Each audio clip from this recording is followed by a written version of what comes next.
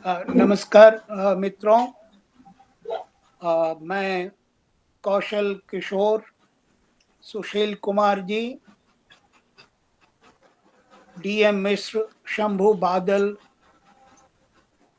Are के सिंह, प्रशांत जैन और तमाम मित्रों का इस शिव कुमार पराग जी लिखावट भी के आ इस गए हैं। कार्यक्रम में स्वागत करता हूँ। जी कौन? शिव कुमार पराग जी भी बनारस से हैं। हाँ शिव। बहुत अच्छे हाँ शिव गजलकार, पराग कवि, जी। तो मैं लेखक। तमाम मित्रों का लिखावट के इस ऑनलाइन प्रोग्राम में स्वागत करता हूं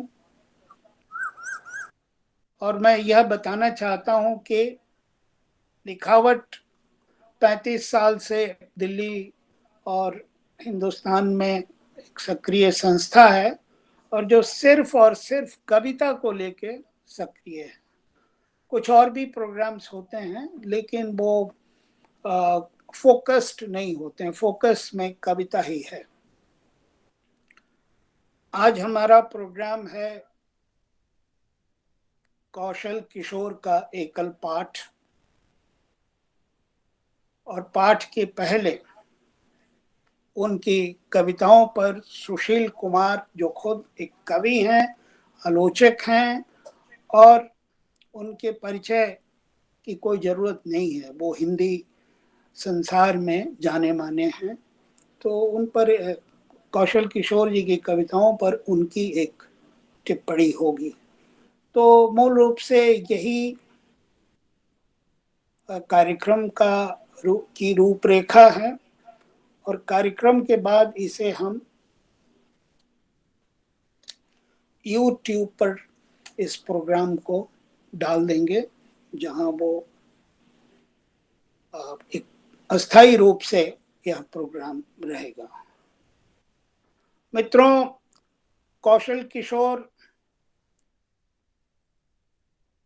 हमारे मित्र हैं और जाने माने कवि हैं।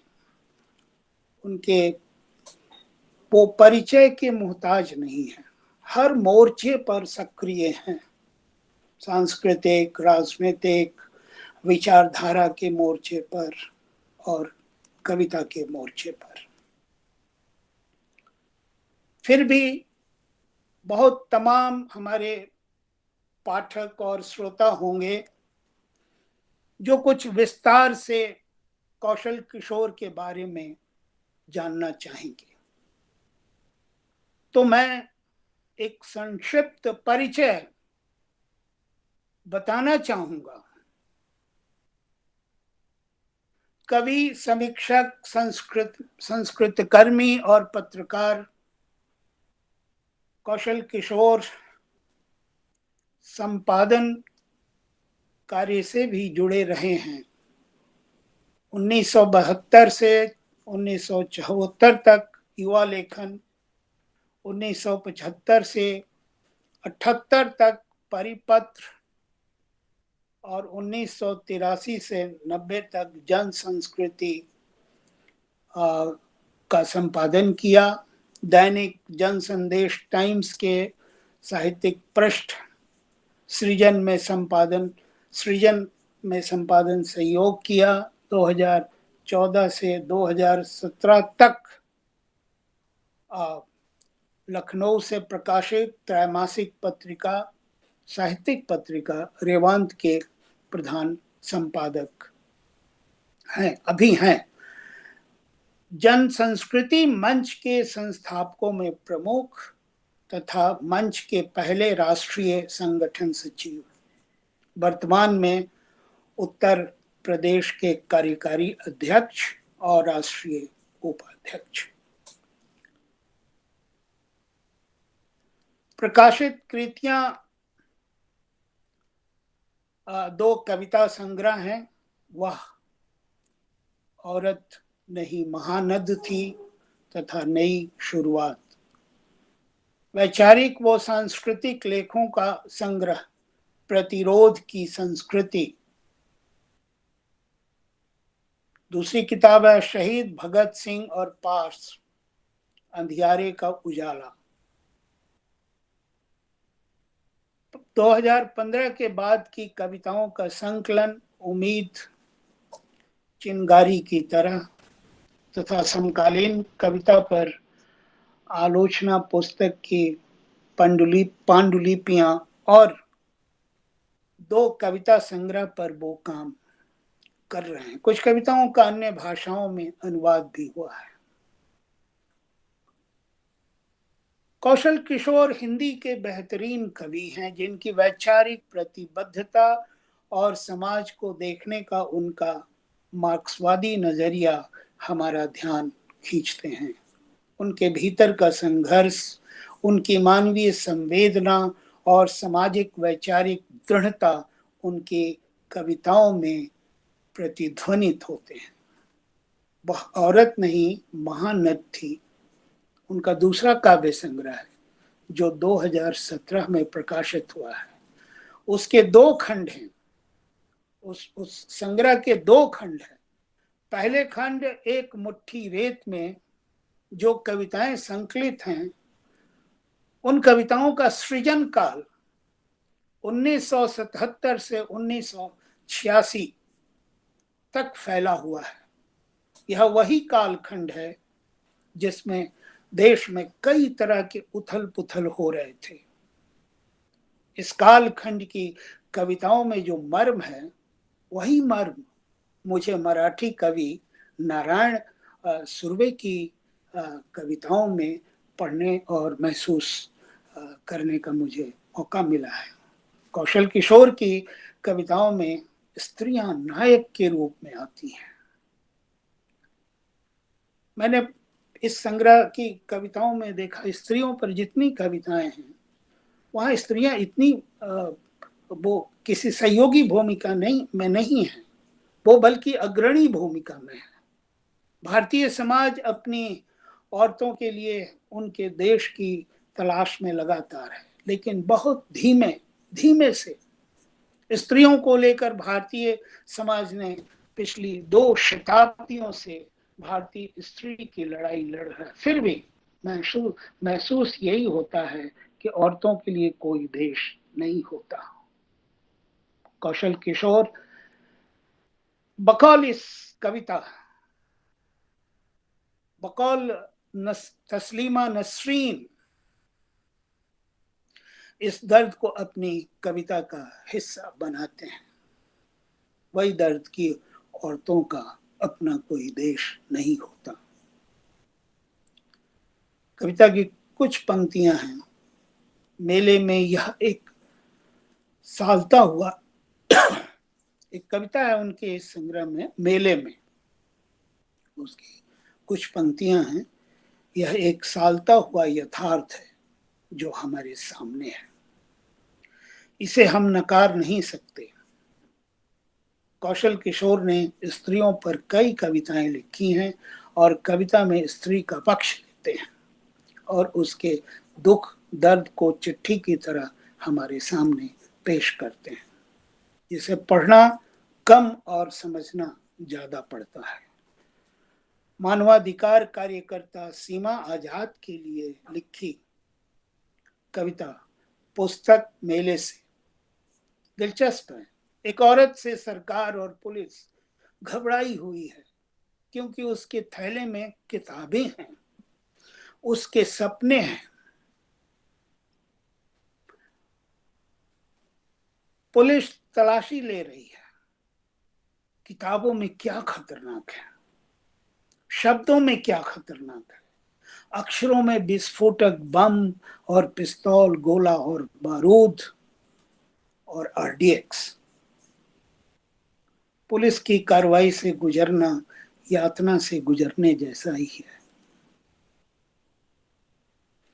स्त्री के सपने फूलों की खुशबू की तरह।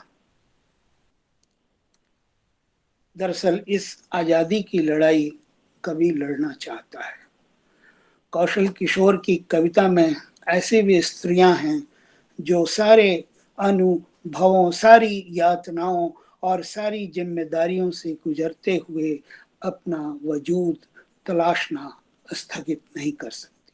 उनकी जिंदगी में लोकतंत्र नहीं है।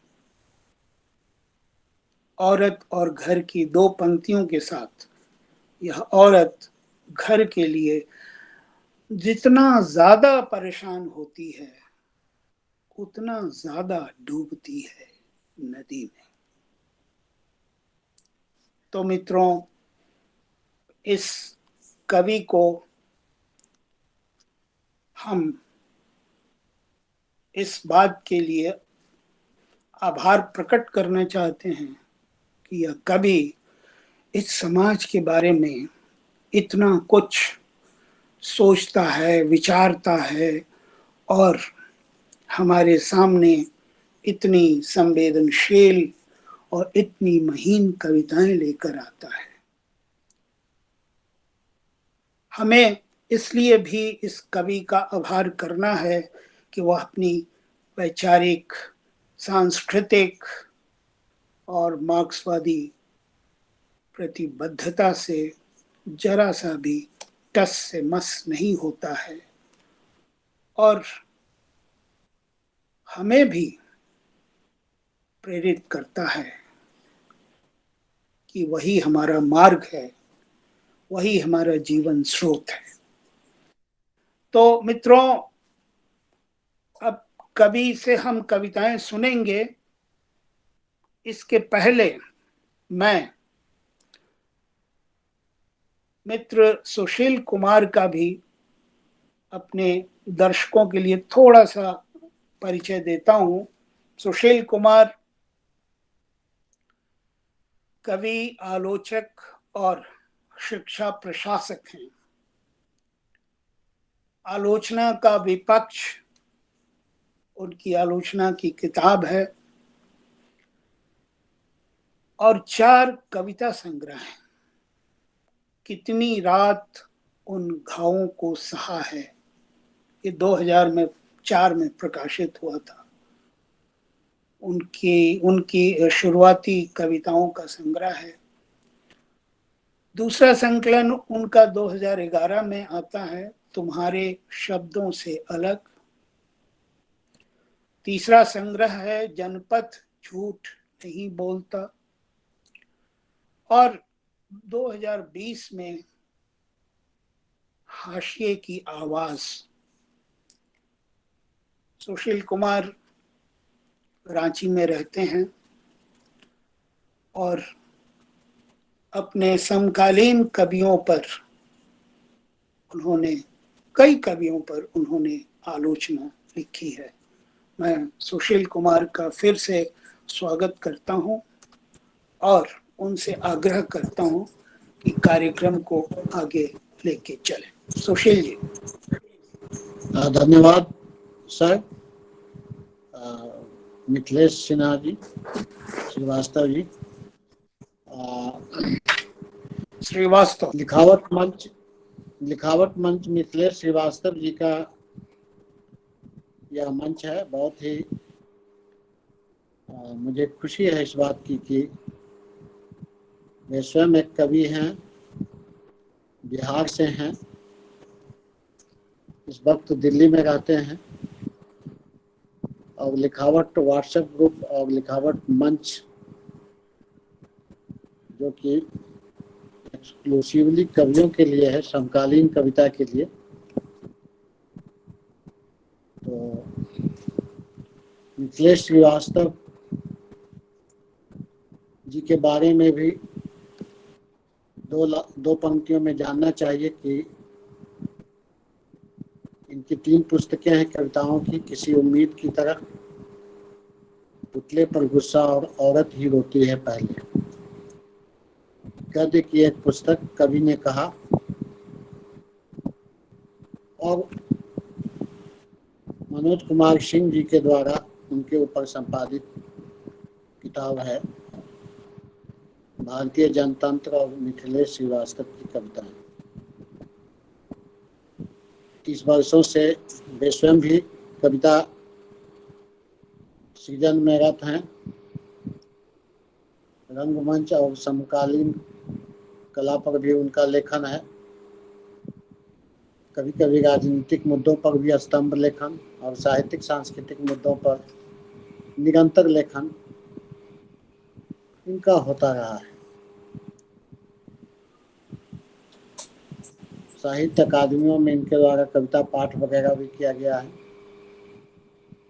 तो मिथिलेश श्रीवास्तव जी हमारे ही बीच के एक वरिष्ठ कवि हैं, जिन्होंने लिखावट मंच की संस्थापना करके हिंदी कविता के विमर्श का एक प्लेटफॉर्म तैयार किया है। यह बहुत ही प्रशंसनीय कदम है। मैं इनका हार्दिक स्वागत करता हूं। और अब मैं आता हूं आज के कवि के ऊपर, श्री कौशल किशोर। कौशल किशोर के बारे में यह कहना कि वे एक एक्टिविस्ट कवि हैं, नारोवाली कविताएं लिखते हैं, प्रतिरोध के कवि हैं, सिर्फ इतना कह देने से काम नहीं चल जाता। कौशल किशोर जी एक एक्टिविस्ट कवि हैं। अगर इतना कह दिया जाए तो एक तरह से हम उनकी कविताओं का जो दायरा है, हिंदी काव्य प्रतिमानों के अंतर्गत जिन मानदंडों पर उनकी कविताओं को देखना चाहिए, उसको हम संकीर्ण बना देते हैं एक एक्टिविस्ट कवि कह करके। जिन्होंने कविता पढ़ी है कौशल किशोर जी की, जिन लोगों ने कविताएं पढ़ी हैं, उनको एहसास होगा कि वस्तुगत सत्य का, पदार्थ का संवेदना में रूपांतरण, यह कवि के लिए एक चुनौती होती है। आप जिस हद तक वस्तुगत सत्य का रूपांतरण संवेदना में करते हैं, उस हद तक आप सफल कवि माने जाते हैं। कई बार वस्तुगत सत्य के रूपांतरण में कवि सफल तो होता है, लेकिन उसकी भाषा इतनी बौद्धिक और जटिल हो जाती है कि असहज होने लगती है। आप कई कविताएं खुद जयशंकर प्रसाद की या मुक्ति बोध की पढ़ें तो वह संश्लिष्ट और दुर्बोध है। सहज, संश्लिष्ट और सुबोध, इन गुणों को धारण करके जो कवि आगे बढ़ता है, समझिए कि उसकी कलात्मकता जनता तक पहुंच पाती है, जनता का वह कवि बन सकता है। अगर आप थोड़ा पहले जाएं तो नागार्जुन, त्रिलोचन, पंजाबी कवि पाश, इन लोगों में यह चीज था, क्योंकि सिर्फ प्रतिरोध और परिवर्तन को कविताओं में दृष्टिगत कर ही कवि आगे की श्रेणियों में नहीं बढ़ पाता। पदार्थ का संवेदना में रूपांतरण जिस सहज भाषा में होनी चाहिए, वह आपको कौशल किशोर की कविताओं में मिलेगी। उनकी प्रतिबद्धता, उनकी कला और उनका अंदाज़े बयां यानी शिल्प, उनको सामाजिक चेतना का एक सुघड़ कवि, हिंदी में सामाजिक चेतना का एक सुघड़ कवि उनको बनाता है।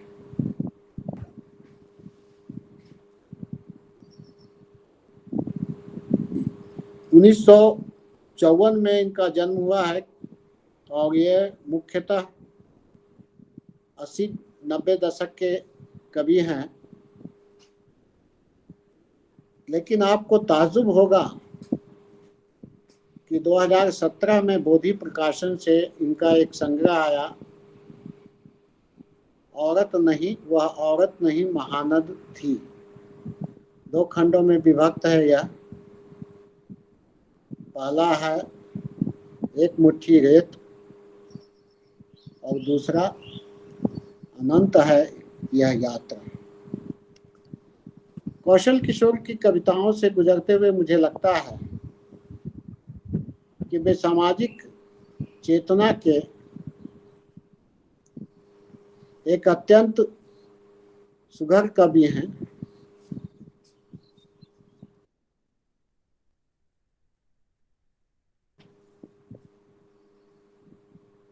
जिन्होंने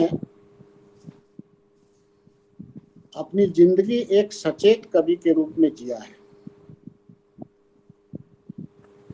यह संग्रह, आवाज साफ है ना?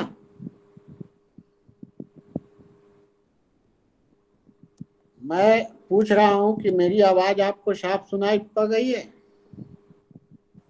हाँ बिल्कुल साफ है, बहुत हाँ साफ, बिल्कुल साफ है, अच्छी हाँ। आवाज आ रही है। ठीक है, आप लोग म्यूट कर लीजिए। कौशल किशोर की इन कविताओं से गुजरते हुए मुझे लगता है कि वे सामाजिक चेतना के अत्यंत सुघड़ कवि हैं, जिन्होंने आवाज नहीं आ रही है सर, अपनी हम तक जिंदगी, आवाज नहीं पहुंच रही है। सुशील सर नमस्कार। सभी लोगों को आवाज आ रही है, आपको कैसे नहीं आ रही? सभी को नमस्कार, आवाज नहीं आ रही है मुझ तक। यहाँ हमको आ रही है, यानी कुछ आवाज नहीं आ रही है। आवाज आ रही है, आप अपना देख लें रमेश प्रसाद जी। नीरज नीर जी, आपको आवाज आ रही है ना? आपकी आवाज आ रही है, आप आगे बढ़ें। ठीक है, उनका अपना प्रॉब्लम है। हाँ, वो उनके एंड पर प्रॉब्लम है, आगे बढ़ें आप। हाँ, तो मैं ये कह रहा था कि यह जो उनका संग्रह है, उनके पिछले 40 वर्षों में जो किया हुआ कवि का जीवन का अनुभव है, उसकी जो संवेदनाएं हैं, उसमें जो सुख दुख हैं,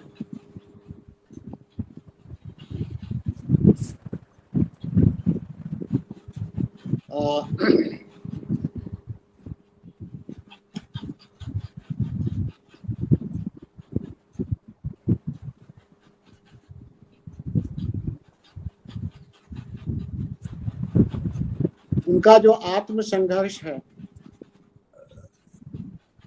वह उनके सृजन का हिस्सा है। कभी अपनी अभिव्यक्ति में जितना सहज, कोई भी कवि अपनी अभिव्यक्ति में जितना सहज, सुबोध और मुखर दिखता है, उसके लिए उसकी भाषा भी उतनी ही शिष्ट और संयत होनी चाहिए, जो आपको कौशल किशोर जी की कविताओं में मिलेगी। इनकी कविताओं का लब्बो लुआब अभिव्यक्ति का वह शिल्प है जो पाठक को कवि की लोक संवेदना और ज्ञान संवेदना के इतने करीब रखता है कि वह हमें स्पर्श किए बिना नहीं रह सकता। जैसे कि यह शिल्प किसी प्रयोजन सिद्ध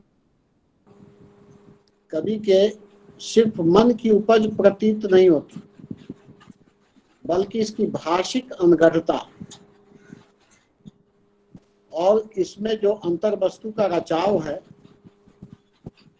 वही इनकी कविताओं का मूल सौंदर्य है,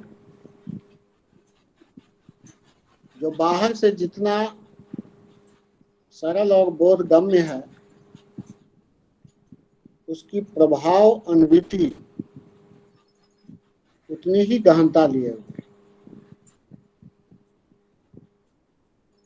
इनमें हमारे साथ चल रहे वक्त का अक्स तो है ही, हमारे जीवन की वाजिब प्रश्नाकुलताएं भी मौजूद हैं। जीने के लिए एक तरफ और जद्दोजहद पूरी संजीदगी से हमें यहाँ उत्खनित करता है, जिसमें मन के निर्धूम ताप को आप शिद्दत से महसूस कर सकते हैं। सबसे बड़ी बात यह है कि हमारे साथ रह रहे प्रकृति के सहचर यानी पैरों पर दिए गए घाव के निशान तक कौशल किशोर की कविताओं में मौजूद हैं, जिनमें वक्त के नक्शे पर खून के नायाब छींटों की भनक है। जेलों से लौट नहीं पाए परिजनों की चीखें हैं, पड़ोस के बच्चों के पेट दबाकर सो जाने का संकेत तक उपस्थित है। वह औरत नहीं महानत थी कि पहली ही कविता की कुछ पंक्तियां देखिए। संकट और खतरों के बीच जब कभी मैं डूबते सूरज को ललकारने की मुद्रा में होता हूं,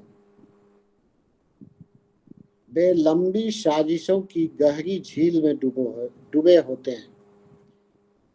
अब आप कैसे कह सकते हैं कि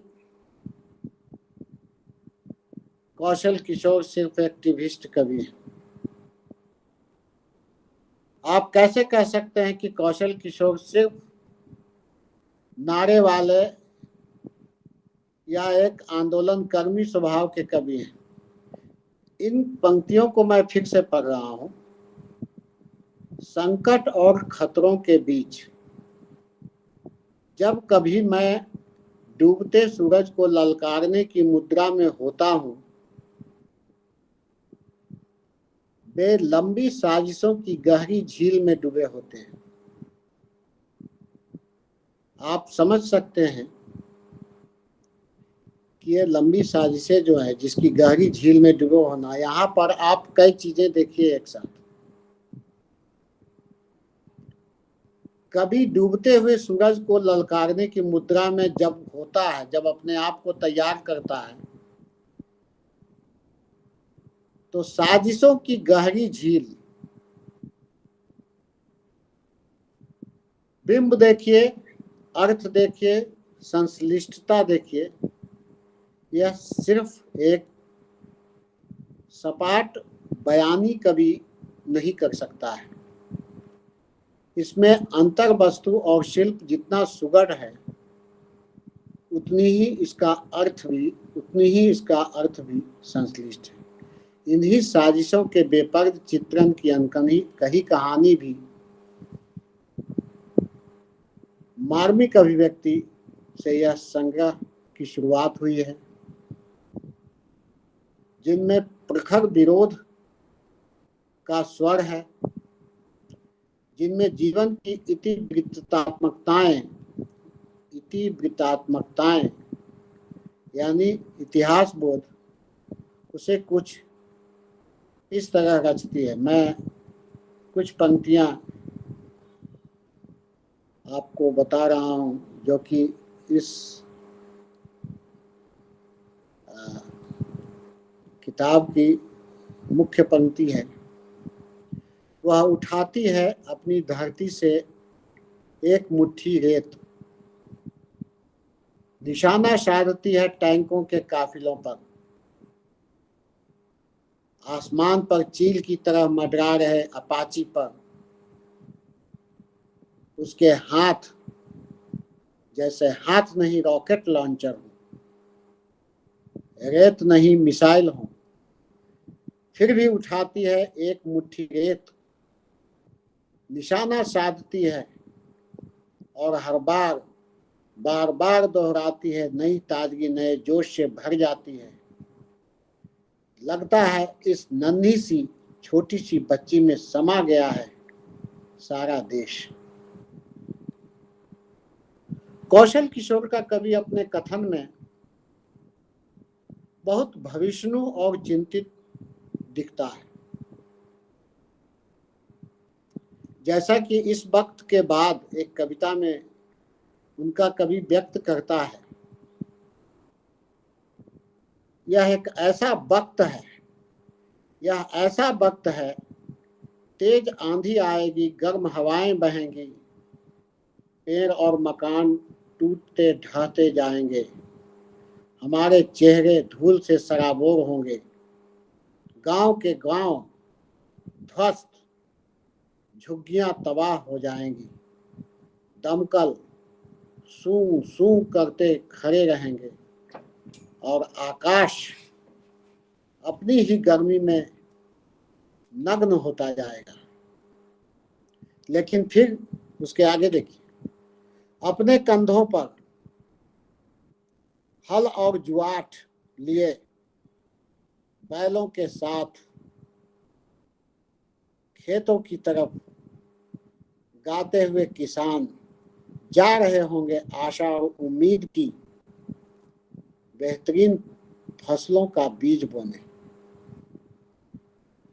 वक्त की जो आहट इन कविताओं में सुनाई देती है, वही इन कविताओं का प्रेय है, जो पाठक को कालदर्शी तो बनाता ही है, उसे काल के अलंघ्य सीमाओं तक ले जाता भी नजर आता है। इन कविताओं को समय के वास्तविक दस्तावेज के रूप में रेखांकित करते हुए इन्हें समय विशेष का कविता लेख अगर कहा जाए तो अतिशयोक्ति नहीं होगी, क्योंकि कवि का विशेषानुभव है, वह इन पंक्तियों में व्यक्त करते हैं अपने विशेषानुभव को। हमने देखा है धुएं और धुंध की गिरफ्त में करारों के इतिहास को, मुक्ति के लिए छटपटाते हुए, जहां हर चीज खंडों और श्रेणियों में विभाजित हो जाती है। यहाँ का गणित पट्टे पटवारी के सहारे कई तरह के गणितों में टूट जाता है। मैं कविता लहरें का कुछ अंश पढ़ रहा हूँ, आगे फिर देखिए। इन रिश्तों की पाटों के बीच दवा शहर नींद में नहीं रह सकता। इन रिश्तों की पाटों के बीच दवा शहर नींद में नहीं रह सकता। नींद निश्चितता की हमजोली है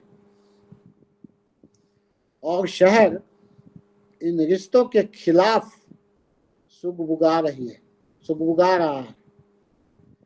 पहली बार अपनी पूरी चेतना के साथ बच्चों की फूटती हंसी के लिए क्रूर प्रसंगों को दबोचता शहर जाग रहा है। ये जागता शहर की पंक्तियां हैं। तो मैंने एक पूरी कविताएं नहीं पढ़ी हैं, हर कुछ चुनिंदा कविताओं की कुछ उद्धरण को आपके सामने हमने रखा है। सही लगता है कि यह कहना कि कौशल किशोर समय को जिस शिद्दत से और जिस प्रतिबद्धता से कविता में लाते हैं, वह समकालीन कविता में काम की चीज है, क्योंकि इस बुरे समय में जो सबसे क्षतिग्रस्त वस्तु है वह हमारी प्रतिबद्धताएं, हमारे सरोकार हैं, जिसे अवसरवादिता की स्थिति में बदलते देर नहीं लगती, जबकि प्रतिबद्धता लेखक का व्यक्तित्व होती है। पाठक को यह अवश्य तौलना चाहिए कि एक रचनाकार अपनी रचना में जिन मूल्यों को उद्भाषित कर रहा है, उनको वह अपने जीवन में कितना और कैसे जीता है। अब ये बात मैं कहता हूं तो लोगों को बड़ा नाराजगी होती है, बड़ी नाराजगी। हाँ, लेखक का काम तो लिखना है, कवि का काम तो लिखना है। वह जिन मूल्यों को कविताओं में, कहानियों में उद्भाषित करेगा, वह जीवन में उसको अपने कैसे जिएगा। जिया लोगों ने, प्रेमचंद ने जिया, मुक्ति बोध ने जिया, निराला ने जिया, त्रिलोचन ने जिया, नागार्जुन ने जिया, इसलिए वे बड़े कवि हैं। इसी से कवि का उन मूल्यों के प्रति प्रतिबद्ध होना या न होने का पता चलता है। इस दृष्टि से जिन कवियों के आचार उसके विचार से अलग हैं, कृतित्व व्यक्तित्व से मेल नहीं खाते, उन कवियों के इस गैप को उद्घाटित करना आलोचना का मुख्य धर्म होना चाहिए। आलोचना इसीलिए, आलोचना संस्तुतियां नहीं है, वह प्रशस्ति पत्र नहीं है। आलोचना का मुख्य धर्म ही है कि कृतित्व का व्यक्तित्व में जो गैप है, टू एक्सप्लोर द गैप, उसको उद्घाटित करना। इसी से आलोचना में द्वंद्व पैदा होता है, जो एक आलोचक के लेखकीय सरोकार का अहम हिस्सा है। जब इस दृष्टिकोण की उपेक्षा कर किसी की आलोचना की जाती है, तो वह पर मुखापेक्षी यानी दूसरे पर निर्भर और हल्की बन जाती है। समकालीन आलोचना का यह एक बड़ा दोष है कि लोग इस बात को नहीं समझ पाते हैं या फिर जानबूझकर नकारते हैं। आप पाएंगे कि यह दोष अधिकतर अध्यापकीय आलोचना, अब देखिए यहाँ भी लोगों को बहुत हमसे गुस्सा है, अध्यापकीय आलोचना इंस्टीट्यूशनल क्रिटिक्स में पाई जाती है। यही कारण है कि अब तक लोक जीवन के व्यापक संघर्ष से उपजी कौशल जी की कविताओं पर लोगों की नजर नहीं गई, क्योंकि अब ये इंस्टीट्यूशनल क्रिटिक को पकड़ते तब ना।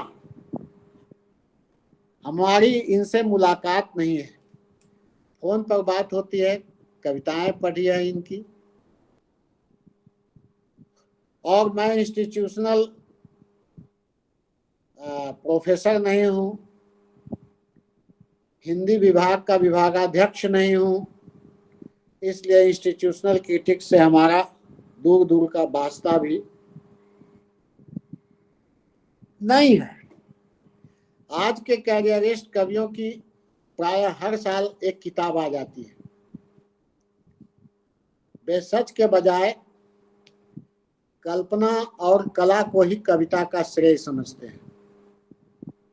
उनमें से कुछ ही ऐसे होते हैं जो दुर्धर्ष समय का कठोरता से सामना कर सच को आगे रखते हैं, बल्कि कहें कम ही ऐसे मिलेंगे जो बदवक्त समय में उपेक्षित रहते हुए भी अपने लेखकीय संघर्ष में आगे रहते हैं। इसी लेखकीय संघर्ष से उनकी कविताएं कालजीवी होती हैं और परिदृश्य में देर तक टिकती भी है।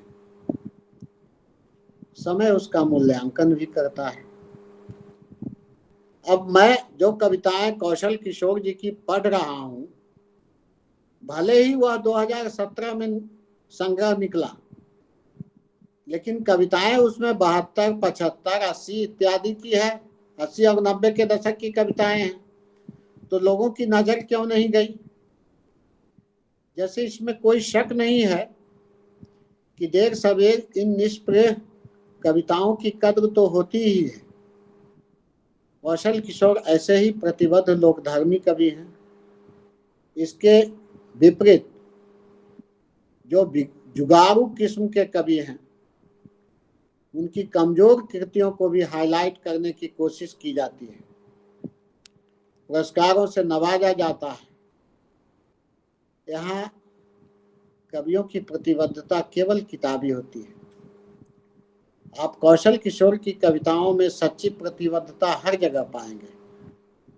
जैसे उनका कभी कभी समझौता नहीं करता या अपनी मुहिम कुंद नहीं करता, बल्कि हक की लड़ाई में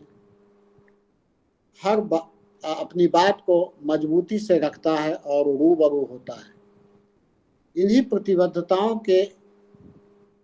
इन्हीं प्रतिबद्ध सवालों के जवाब से कौशल किशोर का कवि आकार पाता है। इन कविताओं में लोक जीवन का जो संघर्ष पनपता है, उसमें जीवन को बचाने की असीम संघर्ष और क्षमता निहित है। कहने का मतलब है, आपको मैं एक कविता का कुछ अंश साझा कर रहा हूं। मालिक मकान की आंखों में नींद नहीं, मालिक परेशान है, राजकुमार मलिका परेशान है, राजकुमार गुलेल संभाल रहे हैं। उनके ड्राइंग रूम के शीशे पर गोरैयों का हमला हो रहा है। उनके गद्देदार बिस्तरों पर गोरैया बीट फैला रही है। वे कोशिश में हैं, वे गोरैये को आमूल नष्ट कर देने की कोशिश में हैं, और यह गोरैया है उनकी कोशिशों के विरुद्ध घोंसला बनाती, अंडे सेती, अपने चूजों पर चलना सिखाती, उछलना सिखाती, उछल उछल उड़ना सिखाती, यह गोरैया है। गोरैया कविता है। कविता में प्रतिरोध के स्वर का जो लक्षण विधान किया जाता है, उसके कई कई स्वरूप यहाँ मिलते हैं।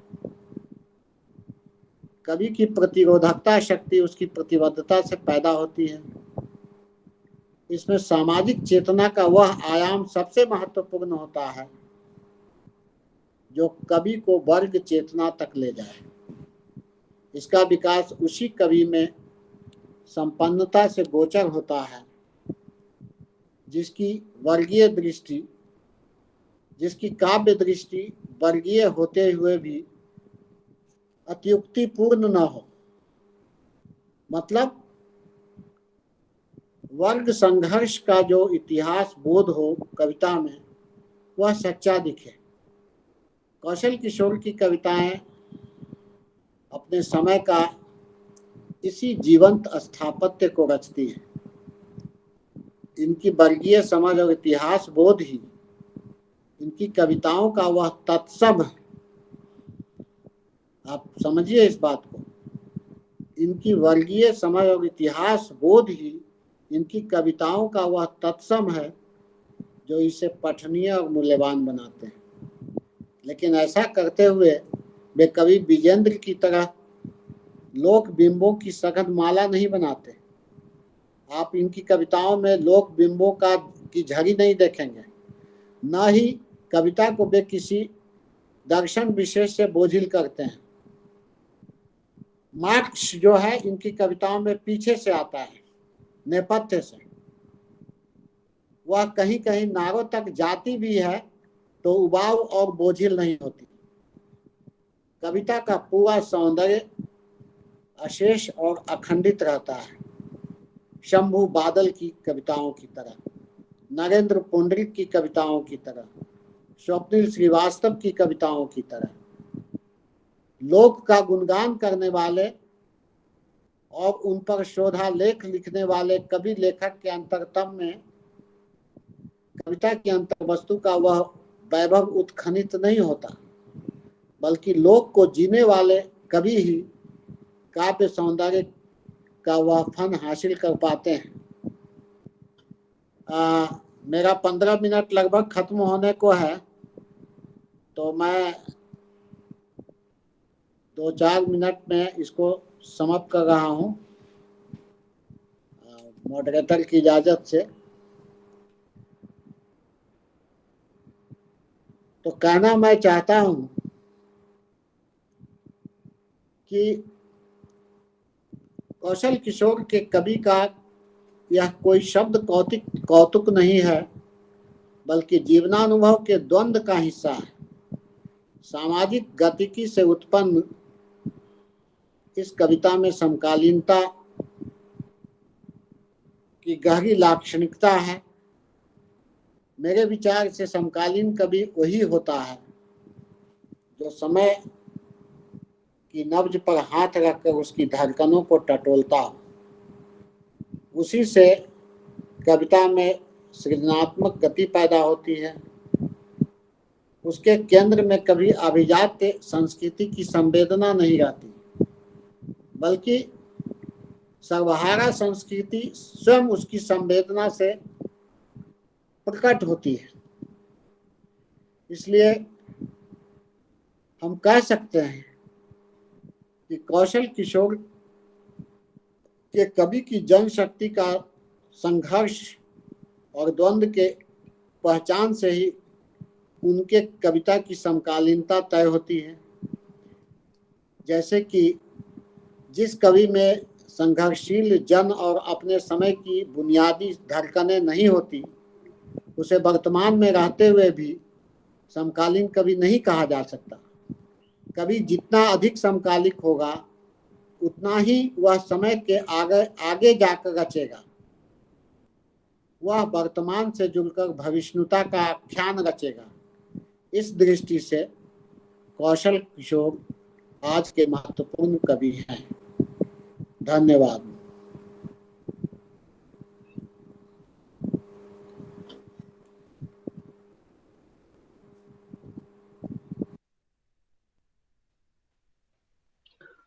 धन्यवाद सुशील जी। मेरी आवाज आ रही है कौशल जी? आवाज आ रही है क्या? जी आ रही है सर। ओके।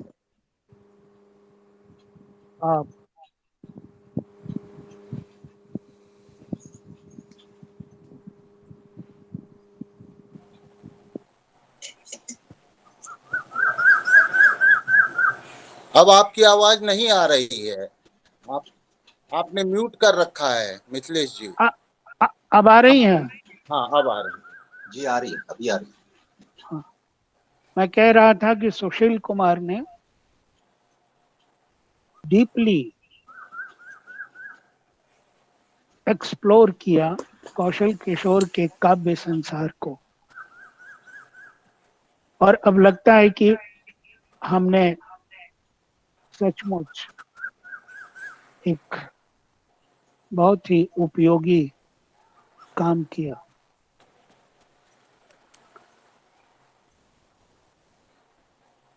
सब मिला के हमने आज कौशल किशोर जी के साहित्यिक व्यक्तित्व के कई आयामों से परिचित हुए और उनके काव्य तत्वों का भी एक संक्षिप्त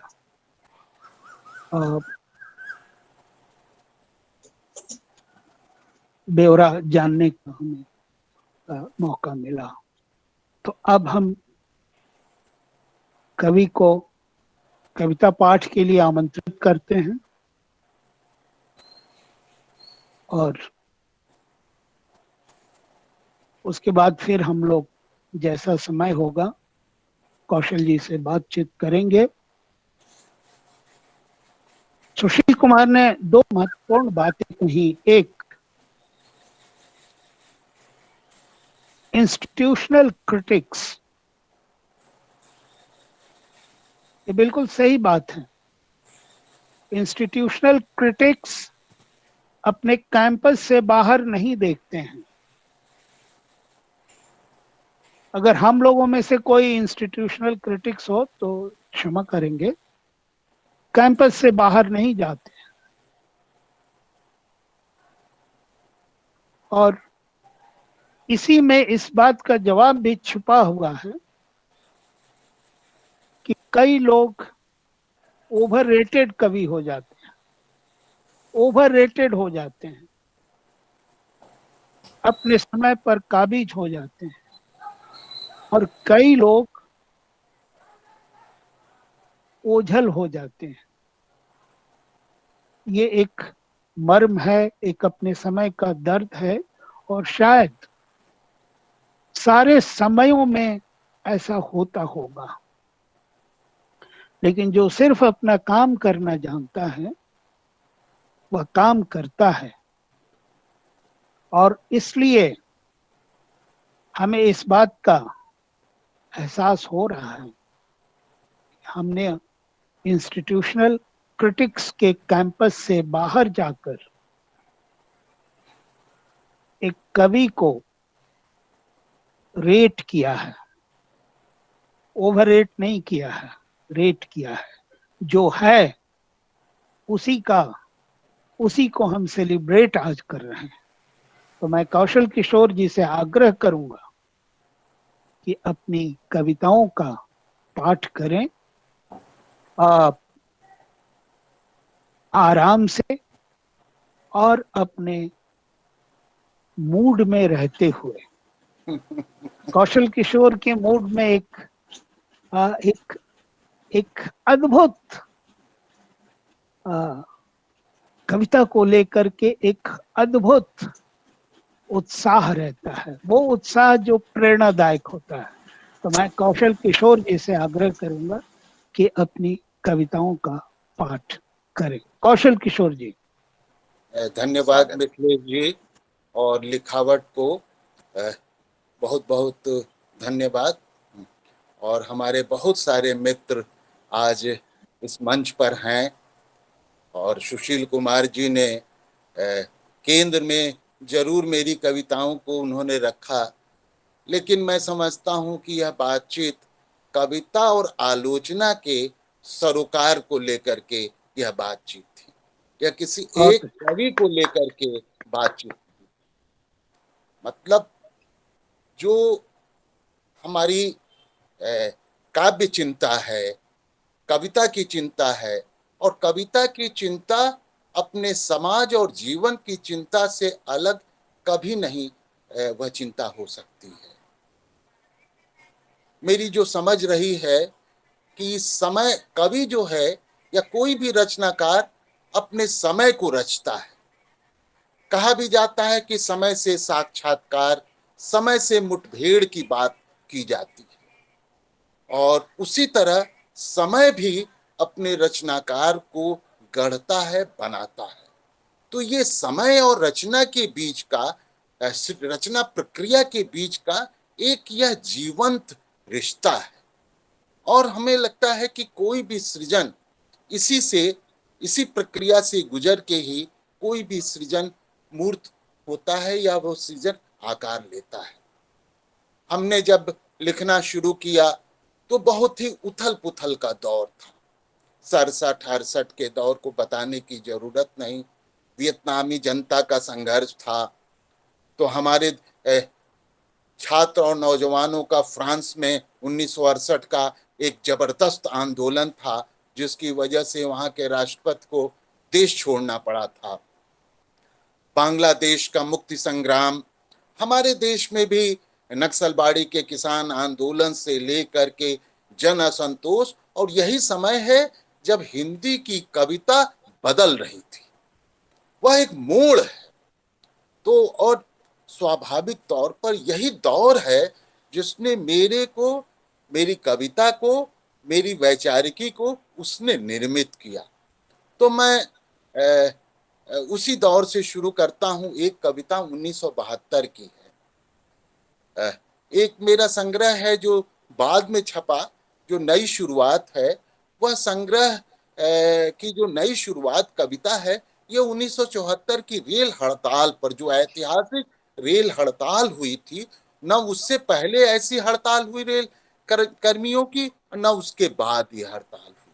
तो उसी पर ये संग्रह है, मेरा संग्रह नई शुरुआत। मैं उस संग्रह से एक ही कविता, बाबूजी के सपने, में आपको सुनाता हूं।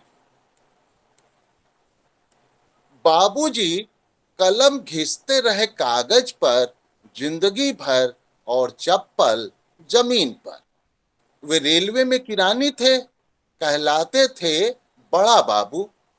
उनकी औकात जितनी छोटी थी, सपने उतने ही बड़े थे। और उसमें मैं था, सिर्फ मैं। किसी शिखर पर इंजीनियर से नीचे की बात वे सोच ही नहीं पाते थे।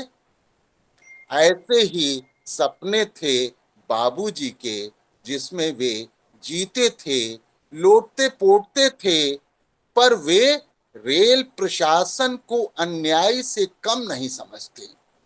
उनकी आंखों पर चश्मे का ग्लास दिन दिन मोटा होता जाता, पर पगार इतनी पतली कि जिंदगी उसी में अड़स जाती। इसीलिए जब भी मजदूरों का आंदोलन होता, पगार बढ़ाने की हड़ताल होती, जिंदाबाद मुर्दाबाद करते वे अक्सर देखे जाते। उनके कंधे पर शान से लहराता यूनियन का झंडा, लाल झंडा। एक वक्त ऐसा भी आया जब सरकार ने बेइंतहा फीस बढ़ा दी छात्र बेइंतहा फीस बढ़ा दी छात्रों की। फिर क्या, फूट पड़ा छात्र आंदोलन। मैं आंदोलनकारी बाप का बेटा कैसे खामोश रहता, कूद पड़ा। मैं भी करने लगा जिंदाबाद मुर्दाबाद। मेरे कंधे पर भी लहरा उठा छात्रों के प्रतिरोध का झंडा। बाबूजी की प्रतिक्रिया स्तब्ध कर देने वाली थी। आओ न देखा ताव, वे टूट पड़े मेरे कंधे पर लहरा रहे झंडे पर, चिद्दी चिद्दी कर डाली। वे कांप रहे थे गुस्से में थर थर। सब पर उतर रहा था, सबसे ज्यादा अम्मा पर। वे बड़बड़ाते रहे और कांपते रहे, वे कांपते रहे और बड़बड़ाते रहे। हमने देखा उस दिन बाबूजी ने अन्न को हाथ नहीं लगाया। हमने देखा उस दिन बाबूजी ने अन्न को हाथ नहीं लगाया। अकेले टहलते रहे छत पर, अपने अकेलेपन से बतियाते रहे। उनकी यह बेचैनी शिखर से मेरे गिर जाने का था, या उनके अपने सपने के असमय टूट जाने का। वह अमावस्या की रात थी, वह अमावस्या की रात थी। वे मोतियों की जिस माला को गूंथ रहे थे, वह टूटकर गूंथ रहे थे, वह टूटकर बिखर चुका था। मोतियां गुम हो गई थी उस अंधेरे में, मोतियां गुम हो गई थी उस अंधेरे में। तो ये बाबूजी के। और एक कविता दूसरे संग्रह से, और जो पहली कविता बाबूजी के सपने है, ये छात्र जीवन की कविता है, 1972 की ये कविता थी। और जिस कविता की चर्चा भी सुशील कुमार जी ने की, गौरैया, ये 1980 के आसपास की कविता है, जो रविवार में उस समय कोलकाता से जो रविवार पत्रिका निकलती थी उसमें ये छपी थी। गौरैया। गौरैये की चहल, उसकी उछल कूद और फुदकना, मालिक मकान की सुविधाओं में खलल है। मालिक मकान पिंजड़ों में बंद चिड़ियों की तड़प देखने के शौकीन हैं। वे नहीं चाहते उनके खूबसूरत कमरों में गौरैयों का जाल बिछे। वे नहीं चाहते गौरैया उनकी स्वतंत्र जिंदगी में दखल दे। और यह गौरैया है उनकी इच्छाओं के विरुद्ध तिनकों की राजनीति खेलती। यह गौरैया है। मालिक मकान की आंखों में नींद नहीं, मलिका परेशान है। राजकुमार गुलेल संभाल रहे हैं। उनके ड्राइंग रूम के शीशों पर गौरैयों का हमला हो रहा है। उनके गद्देदार बिस्तरों पर गौरैया बीट फैला रही है। वे कोशिश में हैं, वे गौरैये को आमूल नष्ट कर देने की कोशिश में हैं। और यह गौरैया है उनकी कोशिशों के विरुद्ध घोंसले बनाती, अंडे सेती, अपने चूजों को चलना सिखाती, उछलना सिखाती, उछल उछल उड़ना सिखाती। यह गौरैया है। तो ये गौरैया, और उसी दूसरे वाले संग्रह से ही है, है वह औरत नहीं, महानद संग्रह से पत्थर और रस्सी। तुम पत्थर मैं रस्सी, तुम पत्थर मैं रस्सी, हमारा क्या मुकाबला। तुम ठोस सख्त और मजबूत, मैं कोमल मुलायम लचकदार, तुम्हारे घनत्व की हमसे क्या बराबरी। तुम मंदिर में स्थापित मनोदूत से रोज नहाते, तुम्हारे निशाने पर डाल से लटकता फल, बैठी है भूखी चिड़िया चोंच मारने को तैयार। फल गिरता है धरती पर और चींची करती चिड़िया घायल कहीं दूर। यही तुम्हारी खासियत है, यही तुम्हारी खासियत है, चोट देना और प्रहार करना, जख्म देना और लहूलुहान करना। निष्ठुर हो, कठोर हो, फिर भी पूजे जाते हो। तुम कुएं की जगत पर चित्तान लेटे, अपना चट्टानी सीना फैलाए, और मैं बंधा तुम्हारे सीने से रगड़ खाता। पर जंग तो जंग है, जंग तो जंग है, और यह कोई नई नहीं, आदिम काल से चली आ रही। हम दास बनाए गए और तुम मालिक, हम दास बनाए गए और तुम मालिक। हम असभ्य कहलाए और तुम सभ्य। विभाजन रेखा खींच दी गई हमारे बीच, हम रह गए जहां थे और तुम सब कुछ हड़प चले गए उस पार। जानता हूं मैं नहीं बचूंगा, कुछ भी नहीं बचेगा, नष्ट हो जाएगा मेरा रेशा रेशा, अस्तित्वहीन हो जाऊंगा। पर किसी खुशफहमी में नहीं रहना, तुम भी नहीं बचोगे साबुत, कि तुम भी नहीं बचोगे साबुत। मिटते मिटते भी मैं छोड़ जाऊंगा तुम्हारे सीने पर अपना निशान। रक्त बीज है, रक्त बीज हैं हम, फिर लौटेंगे स्पार्टकस बनकर। वे धारियां जो हमने बनाई है गहराती जाएंगी दिन दिन। वे धारियां जो हमने बनाई है गहराती जाएंगी दिन दिन। अब इसके बाद इधर की कुछ कविताएं, मुगल सराय शीर्षक से एक कविता है जो अभी हाल में चिंतन दिशा में एक कविता छपी भी। मुगल सराय का जो नाम परिवर्तन हुआ, वह अपने साथ के मुसाफिरों से पूछ रहा था कि कब आएगा मुगल सराय, कि कब आएगा मुगल सराय। लोग बताते कि अब वह नहीं आएगा, अगला स्टेशन है पंडित दीनदयाल उपाध्याय जंक्शन। लोग कहते कि तुम वहीं उतरना। क्यों नहीं आएगा, क्यों नहीं आएगा, कहीं गलत ट्रेन में तो नहीं बैठ गया। कई सवाल थे, उसका मन उधेड़ बुन में फंसा था। लोगों की बातें पतियाने वाली नहीं थी। वह फिर पूछता और बार बार उसे यही जवाब मिलता। वह झुंझला उठता। कई बरस बाद वह लौट रहा था। उसके गांव का रास्ता मुगल सराय होकर जाता था। कहीं जाना हो, कहीं से आना हो, मुगल सराय होकर ही उसे जाना और आना पड़ता था। उसे इस नाम से नेह छो हो गया था।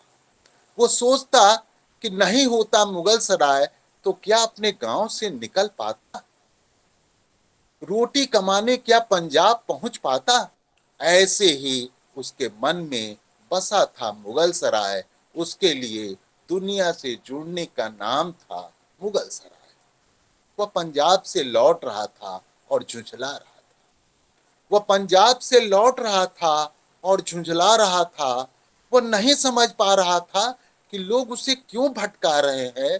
उनकी बातों से बुझ गया था उसका चेहरा। जैसे जैसे ट्रेन बढ़ रही थी, मुगल सराय के करीब पहुंच रही थी, उसके मन मस्तिष्क में बसी स्मृतियां भी लौट रही थी। उसके नथुनों में अपनी माटी की गंध भर रही थी। मन के दिए की लौ जो टिमटिमा रही थी, लगा कि बुझ जाएगी, पर जब ट्रेन स्टेशन पर रुकी, उसे ऑक्सीजन मिला, लौ पूरी तरह जल उठी। बच्चों को जैसे उनका खोया खिलौना मिल जाए, वैसा ही उसका चेहरा खिल उठा। खुशी से उसके मुंह से फूट पड़ा, यही तो है मुगल सराय। फिर भी साथ के सफर करने वाले कह रहे थे, यह पंडित दीनदयाल उपाध्याय जंक्शन है, पर वह उनकी कुछ भी सुनना नहीं चाहता था। उसने सुना भी नहीं। वह जिसे पाना चाहता था, उसे मिल गया था। मुगल सराय उसके भीतर कहीं गहरे समाया था। मुगल सराय उसके भीतर समाया। ये कविता है हम दोनों। समय बता दीजिएगा मिथिलेश जी। जी जी। हम दोनों कलाकार थे, हम दोनों मजदूर थे। उसके हाथ में ब्रश था और यही उसका औजार था। मेरे हाथ में कलम थी और वह किसी अस्त्र से कम न थी। वह जानता था रंगों की दुनिया के बारे में, कि किन रंगों के मेल से कौन सा रंग तैयार होगा। वह जानता था सामने वाले की पसंद क्या है और वह उसे मूर्त कर देता। दीवालों पर रंगों के संयोजन की कला में वह ऐसा सिद्धस्त था कि बदरंग दीवालें भी खिल उठती, रंग बोल उठते। मेरी दुनिया शब्दों से बनी कविता की दुनिया है, जो झंकृत कर दे, रुला दे और हंसा दे। समय के भाव विचार में पंख लगा दे। उमड़ते घुमड़ते बादलों से शब्दों की बारिश करा दे। पाठक हो या श्रोता, सभी भीग जाएं, वाह वाह कर उठे। उसने रची थी रंगों की दुनिया। उसने रची थी रंगों की दुनिया, जिसके लिए मालिक मकान की प्रशंसा हुई। उनके रंग बोध, सौंदर्य बोध की चर्चा दूर तक गई। मैंने जो कविता रची थी, साहित्य समाज में तारीफ हुई, अखबार में छपी, खूब पढ़ी गई, किताब में आई, बेस्ट सेलर बनी। मैं कवि था, वह कलाकार था, हम दोनों मजदूर थे। पर यह दुनिया की नजर थी जिसमें मैं कवि था, समाज में सम्मानित, संस्थानों द्वारा पुरस्कृत, प्रतिष्ठित हिंदी का कवि। और वह मजदूर था, दिहाड़ी या ठेके पर काम करने वाला मजदूर, सिर्फ मजदूर। हम हम दोनों हम दोनों कलाकार थे, हम दोनों मजदूर थे।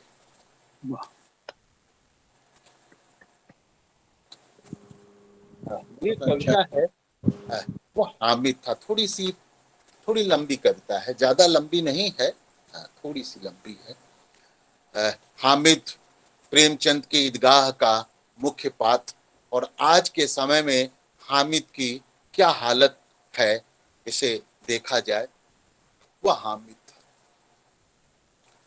कई बार हम देखते हैं, उम्र छोटी होती है पर उसके काम बड़े होते हैं। जैसे ईदगाह का हामिद, वह था तो बच्चा, पर उसकी संवेदनाएं बड़ी थी।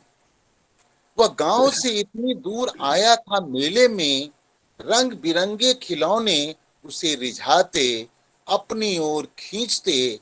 उसका बाल मन उन पर अटक जाता। अंदर वेगवती नदी बहने लगती। पर जैसे ही उसकी भोली नजर चिमटे पर पड़ी, मन के सारे तरल भाव वाष्प बन उड़ने लगे। उसकी आंखें चुंबक सी चिमटे से जा चिपकी। उसे याद आई दादी, उनका रोटी बनाना, उसकी सारी क्रिया, जैसे अंगीठी से तवा को उतारना, आग में रोटी को सेकना, फिर तवा को अंगीठी पर चढ़ाना और इस क्रिया को बार बार दोहराना, और यह सब करते हाथ की अंगुलियों का जल जाना, दादी का तड़प उठना, सारे दृश्य उसके सामने सजीव हो गए। वह लौट रहा था मेले से, वह लौट रहा था मेले से।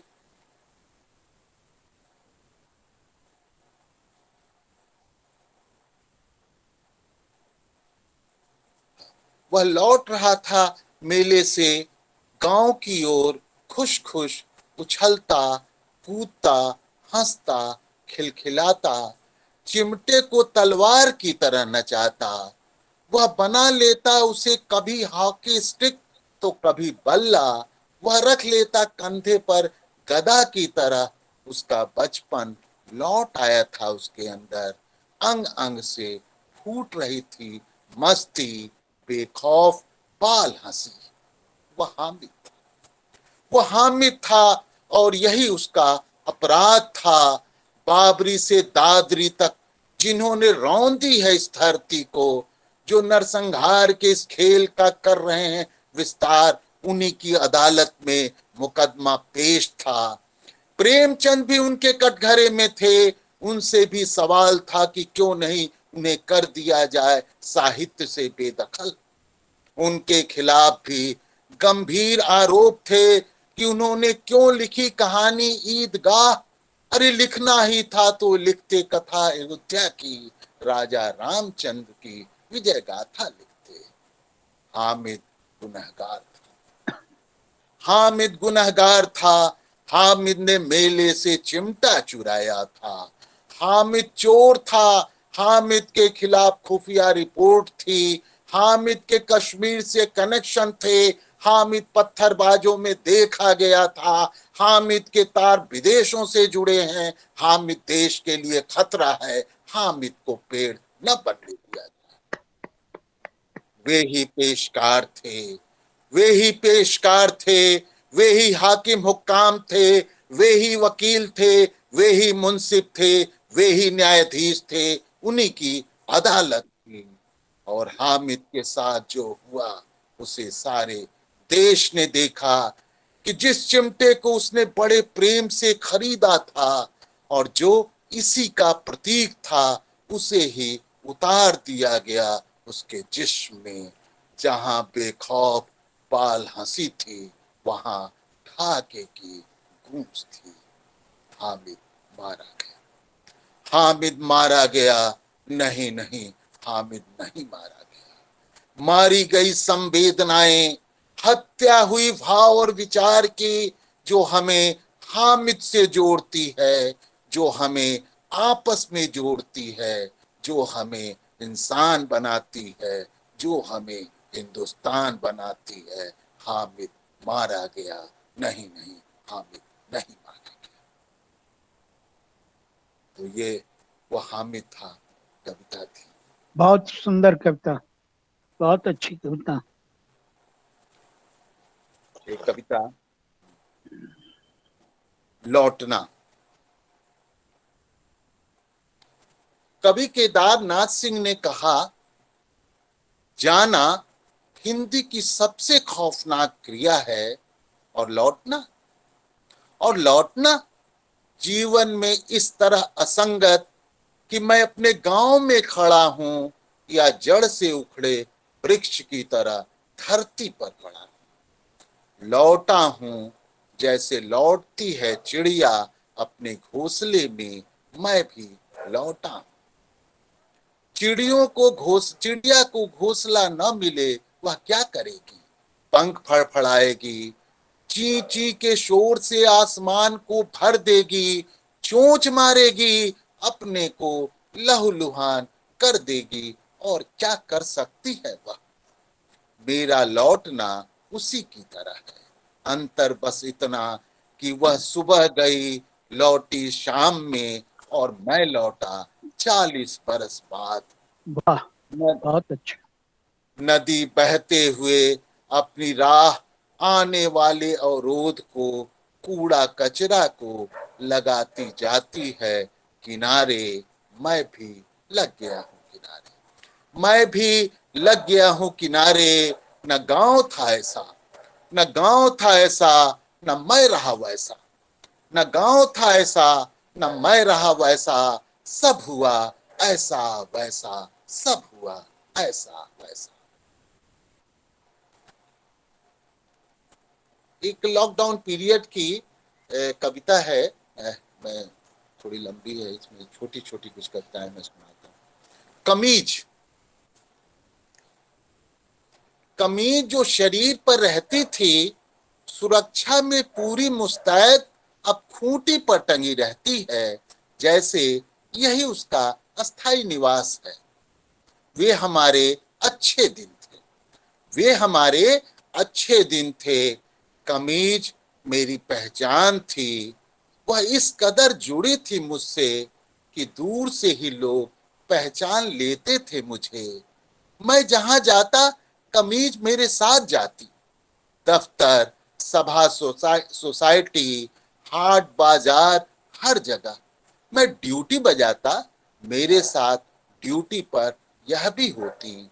धरना प्रदर्शन में शामिल होता, नारे लगाता, यह भी साथ होती। कमीज हर हफ्ते धुलती, कमीज हर हफ्ते धुलती, धुलकर कलफ और इस्त्री के बाद जब यह मेरे बदन पर सवार होती, इसकी चमक से मेरा व्यक्तित्व ताजे फूलों की तरह खिल उठता। लोग कहते भी कि अच्छे लग रहे हो, सुंदर दिख रहे हो। इस तरह कमीज लोगों के बीच मेरी प्रतिष्ठा बढ़ा देती और मैं भी इसका पूरा सम्मान करता, भरपूर ख्याल रखता। इन दिनों देश लॉकडाउन में है, इन दिनों देश लॉकडाउन में है, मेरे साथ कमीज भी लॉकडाउन में है। मैं घर में बंद हूं और उसका बाहर निकलना बंद है, मतलब हम दोनों कैद में हैं। मेरे पास कोई काम नहीं, आराम ही आराम, और इस आराम में रक्तचाप बढ़ गया है। यह मेरे अंदर की बेचैनी है जो कविता में व्यक्त हो रही है। कमीज खूंटी पर टंगी, कमीज खूंटी पर टंगी है, पानी की जगह धूल से नहा रही है। कह सकते हैं अपनी ड्यूटी से छुट्टी पर है, आराम फरमा रही है। यह बेजुबान है, जुबान होती तो जोर जोर से कहती, आराम हराम है, आराम हराम है। आइए इसी क्रम की एक कविता है ठेंगे से, लॉकडाउन के समय की है। आओ आओ नाचे गाएं, मुंह न लटकाएं, कमर हिलाएं, डांस करें, वह कहती है और लगती है गाने कि आओ डांस करें, थोड़ा रोमांस करें। मैं कहता हूं अभी इसका समय नहीं है, मैं कहता हूं कि अभी इसका समय नहीं है। वह मुंह बिचकाती है, वह मुंह बिचकाती है।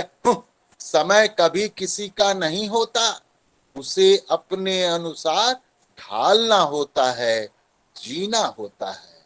मैं समझाता हूं, मैं समझाता हूं कि यह लॉकडाउन का समय है, सब घरों में बंद हैं, बंद रहना ही जीवन है। ठेंगे से, वह कहती है ठेंगे से, मैं तो सदियों से बंद रही हूं, नहीं स्वीकारती, यह मेरा जीवन है। चाहे अकेले उड़ूं या तुम्हारे साथ, या कोई और हो, या चाहे न उड़ूं, यह भी तो गिरफ्तार होना है, यह भी तो गिरफ्तार होना है अपने मन के पिंजड़े में। वह कहती है नहीं नहीं, मुक्त होना है उस अभिशाप से जिसे रोज रोज नए विशेषण से सुसज्जित करते हो। देखता हूं उसके चेहरे पर खौफ नहीं, न अंदर का न बाहर का, उसके डैने खुल गए थे। देखता हूं उसके चेहरे पर खौफ नहीं। और एक कविता अभी उत्तर प्रदेश में जो हाथरस की घटना हुई थी, जिसमें गैंग रेप स्त्री हिंसा की अत्यंत विभत्स घटना, जिसमें उसकी जीभ तक काट ली गई और अंत में उसका निधन हुआ, और उसकी लाश भी सरकार ने उसके घर परिवार को नहीं दिया, नहीं सुपुर्द किया। तो एक पिता का बयान के रूप में उस पीड़ा को देखा जाए कि कई दिनों से बेटी गायब थी, कई दिनों से बेटी गायब थी। उसके होने की हर जगह ढूंढ आया, थाने भी गया, और थानेदार का वही बना बनाया जवाब कि भाग गई होगी किसी प्रेमी के साथ। मोहल्ले के नेता लगा, विधायक जी सबसे मिलाया, सबने नसीहत दी, गलती हमारी ही निकाली गई कि हमने ही संभाल कर नहीं रखी बेटी को। उन्हें क्या जवाब देता, उन्हें क्या जवाब देता, क्या कहता? बेटी कोई सामान तो नहीं कि कोई चुरा ले, इस डर से बंद कर दूं बक्से में। पर वक्त ऐसा है कि हमें ही सुनना है बेटी का दुखी बाप जो ठहरा। कई दिनों के बाद मिली, कई दिनों के बाद मिली गनीमत कि वह जिंदा मिली, पर कोई अंग सलामत नहीं। जीभ भी उसकी काट ली गई कि बता न सके दरिंदगी की कथा, अपनी व्यथा। नीम बेहोशी में वह छटपटाती रही, उसकी छटपटाहट बताती है कि वह योद्धा की तरह लड़ी, वहां भी और यहां भी। उसके साथ जो हुआ, और वह मारी गई इसलिए कि औरत थी, गरीब थी, सबसे बढ़कर एक जाति थी, और यही सदियों से चली आ रही जिंदगी की हकीकत। उसका मृत शरीर सरकार के कब्जे में है, उसका मृत शरीर सरकार के कब्जे में है। मतलब वह कैद में है और हम भी कैद में हैं। वह जल रही हमसे दूर अंधेरी रात में, धू धू, और जल रही हैं हमारी आंखें भी। यह जलना कैसा है, कैसी है यह रोशनी जो फैल रही है दूर तक। जिंदा में वह बलात्कृत हुई, मरने पर अपहृत हुई। जिंदा में वह बलात्कृत हुई, मरने पर अपहृत हुई। उसका जो अंतिम संस्कार है वह भी बलात्कार है, उसका जो अंतिम संस्कार है वह भी बलात्कार है। तो मिथिलेश जी बताइए, क्या अब दो कविताएं और पढ़ें। अच्छा, तो एक मैं ये छोटी छोटी दो कविताएं, ज्यादा लंबी नहीं।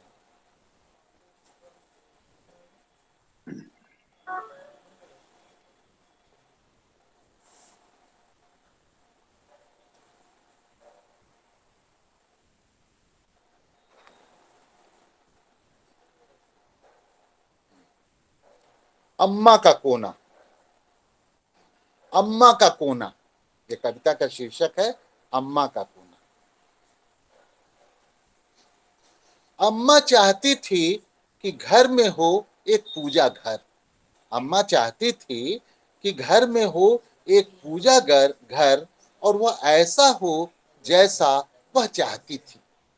यह कैसे संभव था?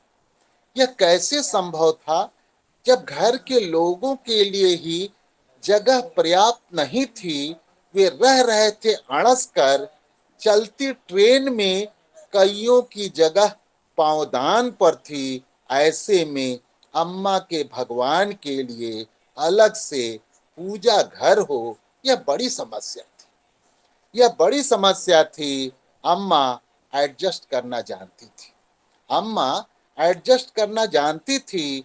ऐसा करते गुजार दी सारी जिंदगी। तनाव जीती रही, पर कभी नहीं जाहिर किया कि वे तनाव में हैं।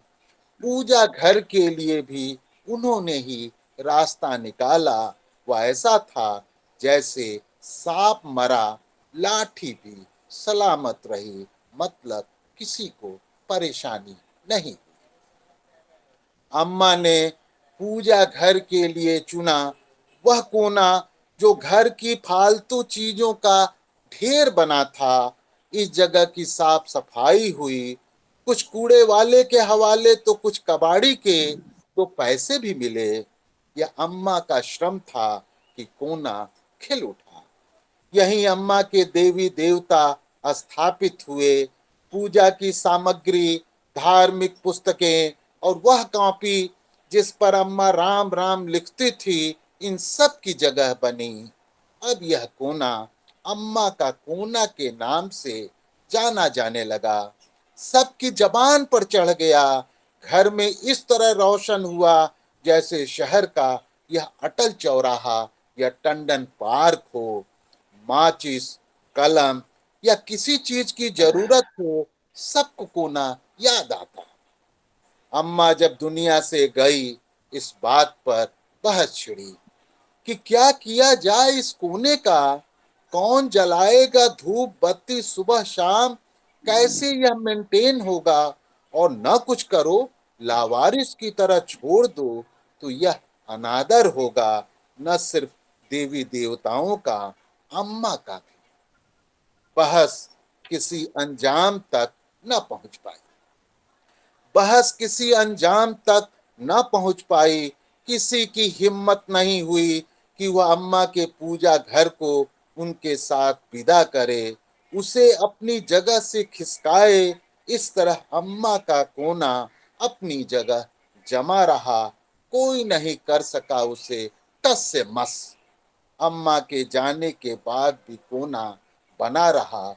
वहां उनकी तस्वीर स्थापित हुई, वहां उनकी तस्वीर स्थापित हुई। और बाबूजी गए तो अम्मा को उनका साथ मिल गया। अब दोनों साथ साथ रहते हैं, उसी तरह जिस तरह सारी जिंदगी एक दूसरे का साथ निभाया। यह भी अजीब है कि अम्मा के देवी देवता के सामने कभी न झुकने वाला सिर वहां झुक जाता है। यह भी अजीब है कि अम्मा के देवी देवता के सामने कभी न झुकने वाला सिर वहां झुक जाता है। घर में अम्मा का कोना, उसका होना एहसास कराता है कि अम्मा बाबूजी साथ है हमारे, अम्मा बाबूजी साथ है हमारे। बहुत और अंतिम कविता छोटी सी है, दुनिया की सबसे सुंदर कविता। कैसी है वह, कैसी है वह, कितनी सुंदर, इसे किसी प्रमेय की तरह मुझे नहीं सिद्ध करना है। वह देखने में कितनी दुबली पतली क्षीण काया, पर इसके अंतर में है विशाल हृदय। मैं क्या, सारी दुनिया समा सकती है। जब भी गिरता हूं वह संभालती है, जब भी बिखरता हूं वह बटोरती है। तिनका तिनका जोड़ चिड़िया बनाती है अपना घोंसला, वैसे ही वह बुनती है घोंसला। शीत घाम से बचाती है। मैं कहता हूं उसके सौंदर्य के सामने मेरी नजर में सब फीके हैं। उसका सौंदर्य मेरे लिए गहन अनुभूति है। लिखी जा सकती है उससे दुनिया की सबसे सुंदर कविता, लिखी जा सकती है उससे दुनिया की सबसे सुंदर कविता। धन्यवाद। हाँ हाँ। तो मिथिलेश जी, मेरा जी कविता पाठ का कार्यक्रम समाप्त हुआ। नहीं, कार्यक्रम समाप्त नहीं हुआ, कविता पाठ हाँ, कविता पाठ आज के लिए पूरा जी हुआ। जी। तो सुशील कुमार और मैंने तय किया था कि कुछ छोटे छोटे सवाल आपसे हम लोग करेंगे और आप उसके बड़े बड़े जवाब देंगे। तो सुशील कुमार जी, आपसे शुरुआत करें। हाँ, सवाल करना है, क्या करना है सर? कोई जिज्ञासा हो तो कौशल किशोर जी से पूछा जाए। या मैं शुरू करूं? आप शुरू कीजिए, फिर हम पूछते हैं। ओके, कौशल जी, आज हमारे साथ कई मित्र हैं। शंभू बादल जी हैं, शिव कुमार पराग हैं, प्रशांत जैन हैं, अरविंद यादव हैं, अभी जो लोग स्क्रीन पर दिखाई दे रहे हैं। सुशील कुमार भी कवि हैं, बाकी मित्र भी कवि हैं, हाँ, मैं भी कवि राज हूँ जी और बादल जी, प्रशांत जी, जी। अरविंद और यादव, सभी लोग कवि रचना प्रक्रियाओं से हम अपनी अपनी रचना प्रक्रियाओं से कभी परिचित भी होते हैं, कभी अपरिचित भी होते हैं। कविता तो बन जाती है, बाद में पता चलता है कि ये कैसे बन गई, वो भी बहुत समझना पड़ता है, एक जटिल प्रक्रिया है। तो मैं आपसे एक सवाल ये पूछता हूँ कि आपकी रचना प्रक्रिया कैसे शुरू होती है और कैसे वो एक कविता के रूप में आकार ले लेती है। मसलन आपने अभी कई अपने समय के की घटनाओं को अपने अपनी कविता के अंतर वस्तु बनाया है और उस पर कविताएं लिखी हैं। तो कैसे होता है, हाउ डज इट हैपन?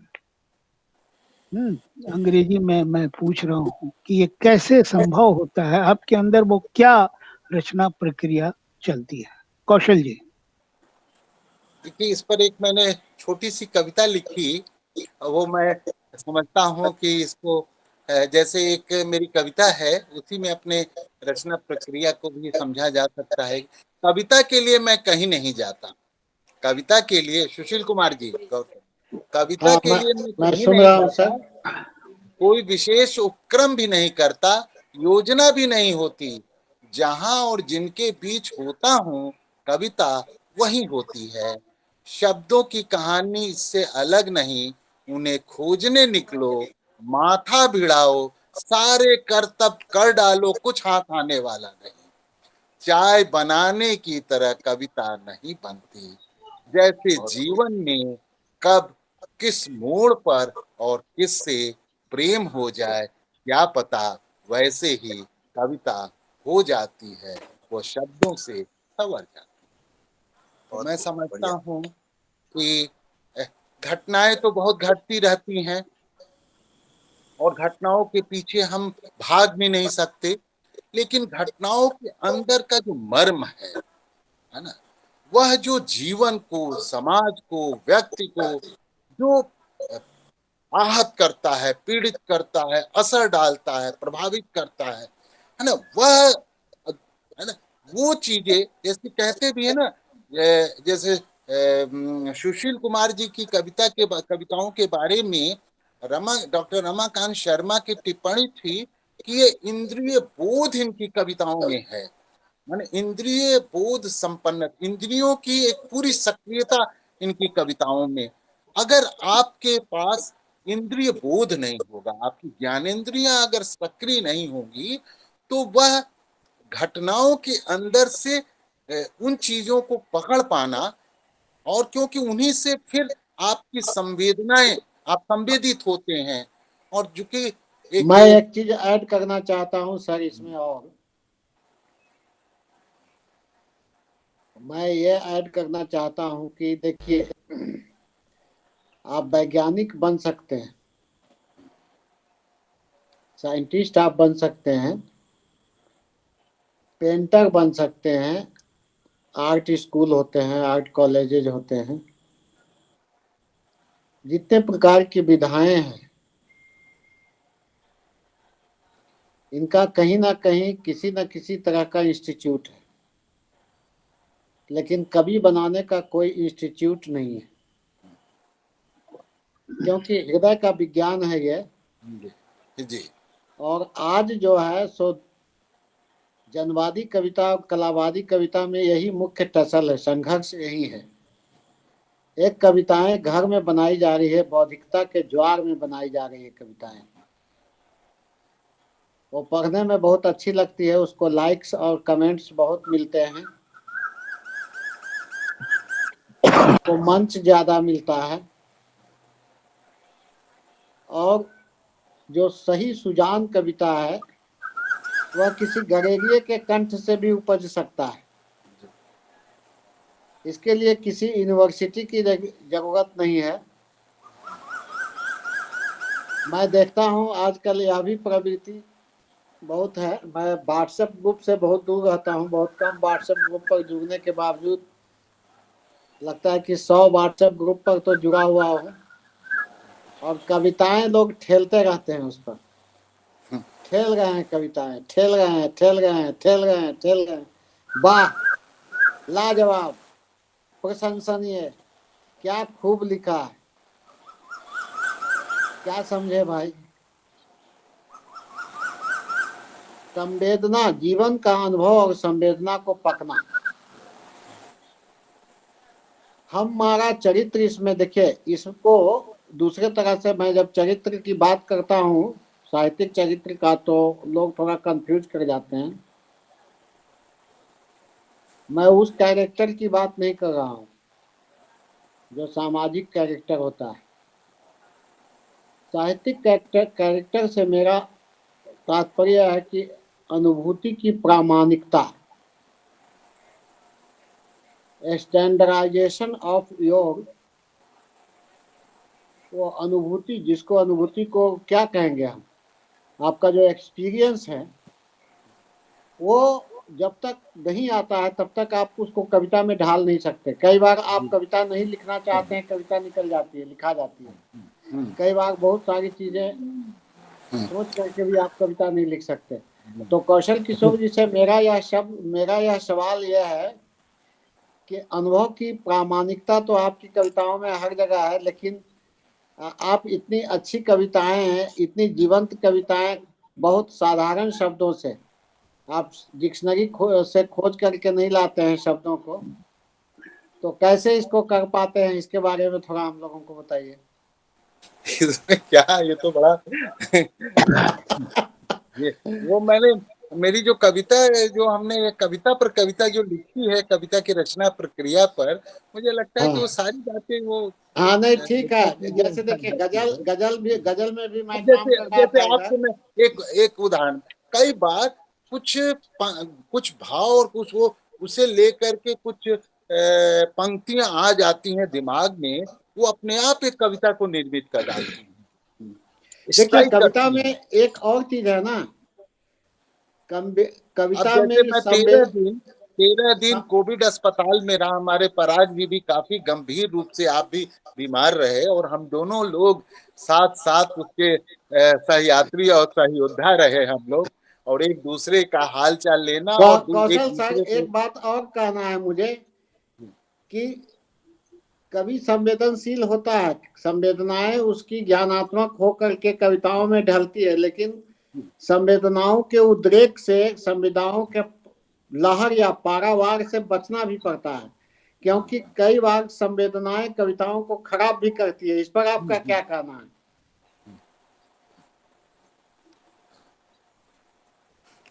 कई बार संवेदनाएं कविताओं को खराब करती है।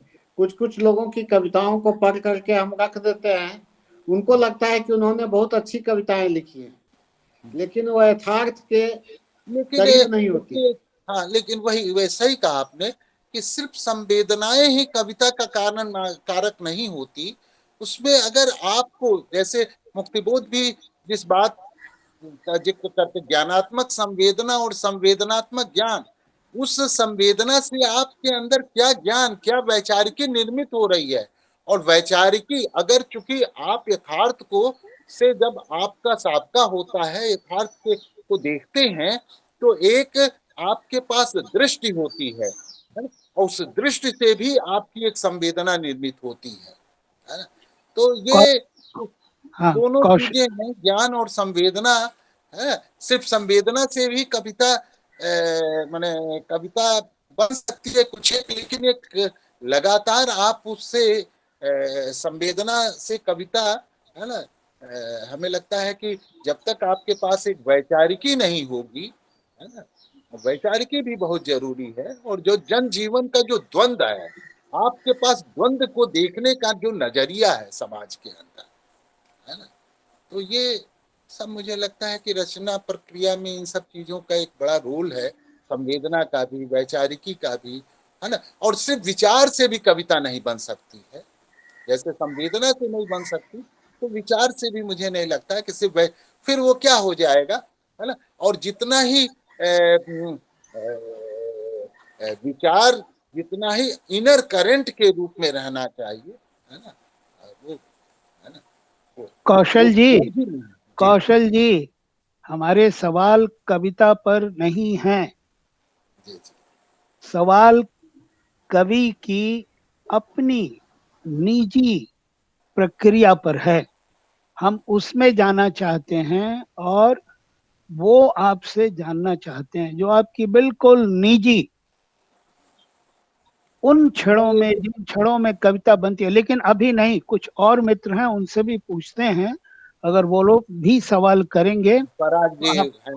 हाँ, मैं हाँ, कुछ पूछना तो चाहूंगा। उसके बाद हम आएंगे। शिव कुमार पराग, आप कुछ पूछना चाहते हैं? कवि से संवाद करें।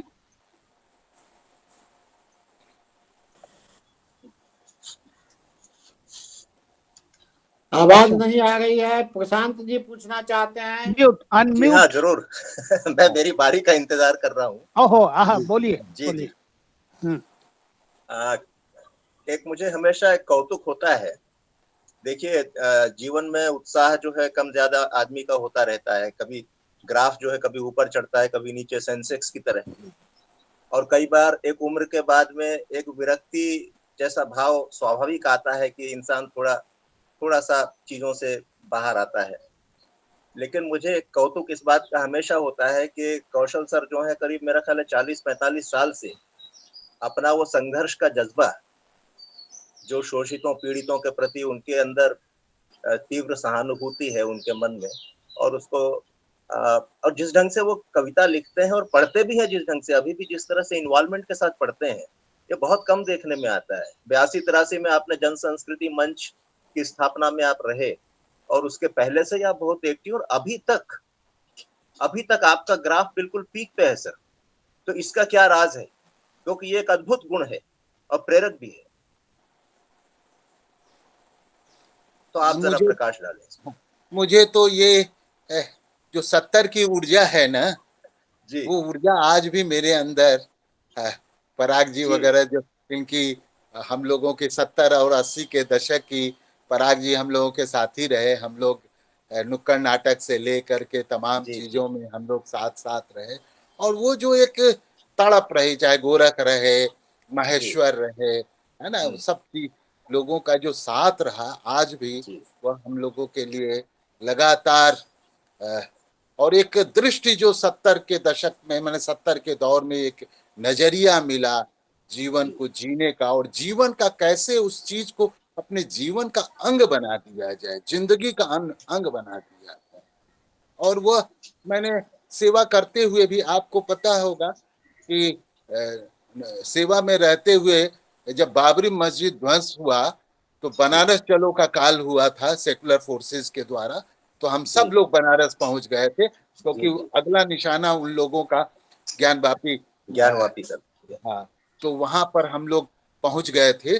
बड़ी संख्या में हम लोग थे, और सारे हम लोग गिरफ्तार रहे करीब 4-5 दिन तक हम लोग जेल, जी है ना। मैंने लखनऊ से बनारस की जो यात्रा हुई, फिर लखनऊ से अयोध्या की उस समय बाबरी मस्जिद ध्वंस के समय की जो यात्रा रही, वो सब जी चीजें हैं ना, आज भी वो सारी चीजें रोमांचित करती हैं। और वो लगातार इस दौर में भी, क्योंकि हामिद जैसी कविता उसी से पैदा होती है ना। जी जी हामिद तो बहुत मार्मिक कविता है। हाँ, हाँ, बिल्कुल। यही नहीं, अब आपको जो नजीब, जिस बच्चे का, माने जिस जेएनयू के छात्र का, है ना, और उसकी माँ के साथ जो कुछ घटित हुआ, जी है ना, उस पर भी एक मेरी कविता है, वह रोए तो हम्म, क्यों, वो हंसे तो किस लिए, करके, है ना। हम्म, तो मतलब ये सारी चीजें, जो चीजें हैं, जो हो रहा है 2014 के बाद, है ना। मेरी ये कविता है, भेड़िया निकल आया है माँ से, है ना, है ना। तो ये सब चीजें हैं। और जो हम लोगों ने स्वप्न देखा था, स्वप्न टूटते रहे हैं, लेकिन स्वप्न को देखना कभी हम लोगों ने बंद नहीं किया, है ना। क्योंकि अवतार सिंह पाश कहते हैं कि सबसे खतरनाक होता है सपनों का मर जाना, लेकिन तो सही मैं है। तो समझता हूँ कि सबसे खतरनाक है सपनों का पालना। आज क्या स्थिति है? आज तो कहा जा रहा है ना, गुजरात के साहित्य अकादमी की जो पत्रिका है, वहां पर लिटरेरी नक्सल, अभी तक जी अर्बन नक्सल कहा जाता था, वो सारे जी लोग, है ना। तो इस दौर में क्षरण भी लोगों का हुआ है, लेकिन इस दौर में अगर आपके पास एक नजरिया है, प्रतिबद्धता है, सरोकार है, वैचारिकी है, तो आप एक मजबूती से आप इन चीजों को समझ करके और आपके अंदर मजबूती से खड़ा होने की जी ताकत भी इससे मिल सकती है। अब जैसे किसान आंदोलन पर जो मेरी कविता है, जिसमें आखिर में कहते हैं कि एक नई उम्मीद है, भाई जी जनतंत्र की एक नई उम्मीद है किसान आंदोलन, है ना। इस तरह से आज भी इतने के बाद भी कितना, है ना, उसमें उसमें हम कहते हैं कि ऐसी ही जिद है किसानों की जिस पर वे अड़े हैं, यह उनकी जिद ही है जिस पर आज टिकी है लोगों की उम्मीद, टिका है देश का जनतंत्र। तो हम तो उस इन संघर्षों से जो भी छोटे छोटे कोशिशें हैं, छोटे छोटे जी या जी। बड़े संघर्ष हो रहे हैं, उसी से हम उम्मीद ग्रहण करते हैं। विचारों के प्रति निष्ठा एक चीज है, और उस निष्ठा को उम्र भर निभाना ये भी एक मादा होना चाहिए, जो सब में नहीं होता। जी, अब लोग धीरे धीरे कोशिश है थोड़ा सा भाई, अब विरक्त हो जाते हैं, कोशिश तो तो वो होनी बड़ी चाहिए, बात है, हम एक सब हम लोगों लोग की, आपसे सीखते हैं जी। सब लोगों की कोशिश देखिए, अनुभव की प्रामाणिकता जो है ना, जी सर। यह मेरा विचार है। हालांकि डॉक्टर नामवर सिंह ने भी इस पर काफी कुछ कहा, लेकिन अनुभव की प्रामाणिकता आएगी जब आपका लिटरेरी कैरेक्टर सही रहेगा। अगर लिटरेरी कैरेक्टर से मेरा तात्पर्य है कि आप दुनिया के अंदर में जो जोड़ तोड़ लोग करते हैं, वही जोड़ तोड़ साहित्य में भी करेंगे, तो आप पुरस्कार बहुत झटक लेंगे, बड़े बड़े मंचों पे जाएंगे, लेकिन आपकी कविताएं कालजीवी नहीं हो सकती। नहीं, और खुद की भी बैटरी डिस्चार्ज हो जाएगी बहुत जल्दी, टिका नहीं हाँ, रहेगा तो आदमी। कहने का तात्पर्य है कि अनुभव की प्रामाणिकता पैदा होती है जब जैसा जीवन हो, क्योंकि जीवन के प्रयोगशाला में ही कविता निर्मित होती है। निश्चित निश्चित रूप से। तो मिथिलेश सर से मैं कहना चाहूंगा कि आगे सवाल को, प्रोग्राम को ज्यादा ये किया जाए, मतलब बहुत, हाँ, करीब आगे 2 घंटा होने जा रहा है। हाँ, मतलब और कुछ सवाल है तो उसको किया जाए, कुछ और लोग अगर पूछना चाहते हैं तो। मैं सर अच्छा आप कौश सभी से इतना हाँ एक सेकंड सर, डिस्टर्बेंस मैं हो थोड़ी रहा इजाजत चाहूंगा। एक हाँ ठीक मीटिंग है। है हमारी सोसाइटी रीडेवलपमेंट के बारे में, तो मुझे इजाजत दें, 7:30 हाँ बजे एक नहीं मीटिंग नहीं, है। शुक्रिया आप जी आए, शुक्रिया। हाँ जी फिर सर, आप मिलेंगे। सबका बहुत धन्यवाद, बहुत बढ़िया कार्यक्रम रहा, बधाई आप सभी को, शुक्रिया सर। कौशल जी ठीक है। आखिरी नमस्ते। सवाल है, उसके बाद हम लोग वाइंड अप करेंगे। बिल्कुल सही बात है। आखिरी सवाल सवाल है कि आपको कभी ऐसा भी लगा कि नहीं ये कविता मुझे छोड़ देनी चाहिए, इसको आगे नहीं बढ़ाना चाहिए, ऐसा कोई अनुभव हमारे साथ शेयर करें? मतलब काव्य लेखन, काव्य सृजन। हाँ, कोई कविता आई और फिर लगा कि नहीं नहीं ये तो अ, मेरी संवेदना, मेरी नहीं, वो वैचार की, मेरी सांस्कृतिक दृष्टि के साथ मेल नहीं खाती है और हमने उसको अबॉर्ट कर दिया, छोड़ दिया। ये सब तो होता ही रहता है कई बार। कई तरह के अनुभव, जैसे आपने सुशील कुमार जी ने एक अच्छी बात कही कि अनुभव की प्रामाणिकता। जो देखिए, अनुभव को आप अपने उसमें संवेदना से और ज्ञान में पकाते हैं ना, कविता तो पकती है ना, उसमें हम्म। चलती है, और उसे, है ना, करना पड़ता है ना। अभी सब इस तरह के, है ना, कि और कविताएं तो बहुत दिमाग में आती रहती हैं, लेकिन उसमें से कुछ ही हैं जो कविता का रूप ग्रहण कर पाती हैं। भाई जीवन है, संघर्ष है, तमाम लोगों से मिलना और तमाम दुनिया को देख रहे हैं, तो उनसे तो आप के अंदर बहुत तरह के भाव विचार, लेकिन कविता तो उसमें से कुछ ही चीजें हैं जो जो गहरे संवेदित करती हैं, जो आपके वैचारिकी के रूप में उसका ट्रीटमेंट आप कर सकते हैं, है ना, तो वही कविता का रूप ग्रहण कर पाती है। जी, तो मित्रों सवाल तो बहुत हैं और लिखावट के मंच पर ये जो हमारे साथी लोग आए, कवि लोग आए, हम लोग नियमित, मेरा एक प्रस्ताव भी है कि इन लोगों का पराग जी हैं, प्रशांत जी हैं, और भी अरविंद वगैरह हैं, इन सब लोग जो भी हैं, शंभू बादल हैं, सब लोगों का, डीएम मिश्र हैं, हम लोग कुछ इस तरह का बनाया डीएम जाए। मिश्र आए हुए हैं, पता है ना? हाँ, डीएम मिश्र जी आए हुए हैं सर। हाँ दिखाई दे रहे हैं, हाँ, दिखाई दे ही नहीं रहे हैं, तब से यही हैं। मैं बहुत ध्यान से कुमार सुशांत क्या आए हुए हैं, कुमार सुशांत। कुमार जी हैं, भूल गए होंगे कैसे। सब लोग दिखाई दे रहे हैं। कौशल जी आप कह के भूल गए होंगे, लेकिन हम सबसे नहीं। तो चलिए हम लोग तो मित्रों ये आज हमने कौशल आवाज नहीं आ रही, मेरी आवाज आ रही है क्या? वो म्यूट किया हुआ है मिश्रा जी। हाँ मिश्रा जी म्यूट किए हुए हैं। नहीं, हाँ वो बीच में दो आवाज आ रही थी, वो मैं कह रहा हूँ। अच्छा ठीक है, तो मेरी आवाज आ रही है? जी हाँ, जी अभी जी, आपकी आवाज साफ आ रही है, बीच में दो आवाज आपकी आ रही कंक्लूड थी। करिए। ओके, कंक्लूड करिए। हाँ तो मित्रों आज हम लोग कौशल किशोर जी की कविताएं सुन रहे थे, उनसे हमने बातचीत की, उनकी कविताओं पर सुशील कुमार जी की टिप्पणी हमने सुनी, और यह एक सुखद शाम रही। मैं आप सब लोगों का अभिवादन करता हूं कि आपने समय निकाला, और कौशल किशोर का कोई भी प्रस्ताव अच्छा ही लगता है। वो हमेशा एक पॉजिटिव प्रस्ताव देते हैं, पॉजिटिव बात करते हैं, और ठीक ही कहा प्रशांत जैन ने, वो तो चले गए, कि कौशल किशोर का एनर्जी लेवल कभी कम नहीं होता है, और वो योद्धा हैं, कोरोना से भी लड़ के जीत के आ सकते हैं।